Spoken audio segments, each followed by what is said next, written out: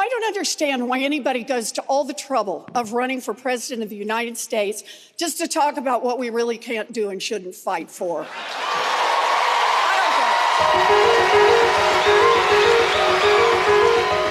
We are the Democrats. We are not about trying to take away health care from anyone. That's what the Republicans are trying to do.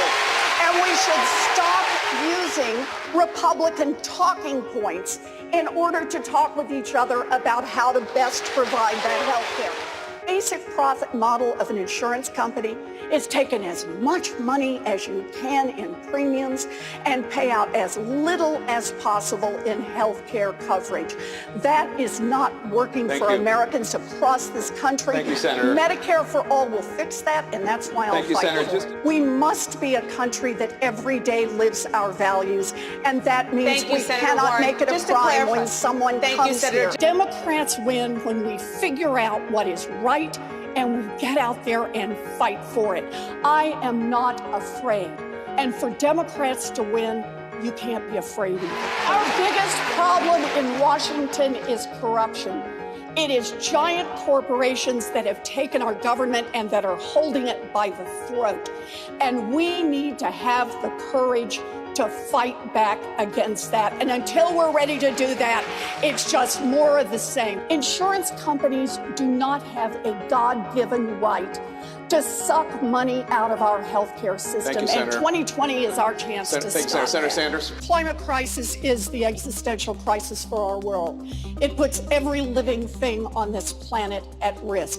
I have a plan for a green industrial policy that takes advantage of the fact that we do what we do best, and that is innovate and create. So I've proposed putting $2 trillion in so we do the research. Anyone in the world can use it, so long as you build it right here in America. We need to call out white supremacy for what it is, domestic terrorism, and it poses a threat to the United States of America. We live in a country now where the president is advancing environmental racism, economic racism, criminal justice racism, healthcare racism. The way we do better is to fight back and show something better. So my plan has universal tuition-free college for all of our kids, but also increases the Pell Grants and levels the playing field by putting $50 billion into historically black colleges and universities. It cancels student loan debt for 95% of the kids with student loan debt and helps close the black-white wealth gap in America. Your estimated net worth is more than $65 million. That would make you subject to Senator Warren's proposed wealth tax on the assets of the richest 75,000 homes, households, or so in the United States. Do you think Senator Warren's wealth tax is a fair way to fund childcare and education? I think wealthy Americans should pay more in tax, but we have to have a real solution. The real solution is to raise the capital gains rates. So I have proposed a wealth tax. It's now time to do that. It's time to tax the top 0.1% of fortunes in this country. Your first $50 million you can keep free and clear, but your 50 millionth and first dollar, you gotta pitch in 2 cents. 2 cents. What can America do with 2 cents? We can provide universal child care for every baby in this country aged 0 to 5. We can provide universal pre-K for every 3-year-old and 4-year-old. We can raise the wages of every child care worker and preschool teacher in this country.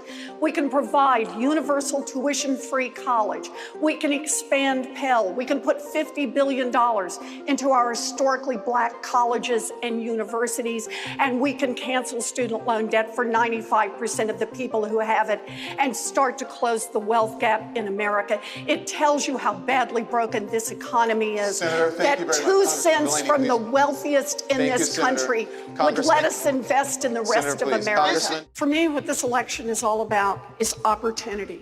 Every budget, every policy that we talk about is about who's going to get opportunity. Is it going to go to the billionaires or is it going to go to our kids? For decades, we have had a government that has been on the side of the rich and the powerful. It has been on the side of the wealthy, and that means it has not been on the side of everyone else. How do we beat it? We beat it by being the party of big structural change.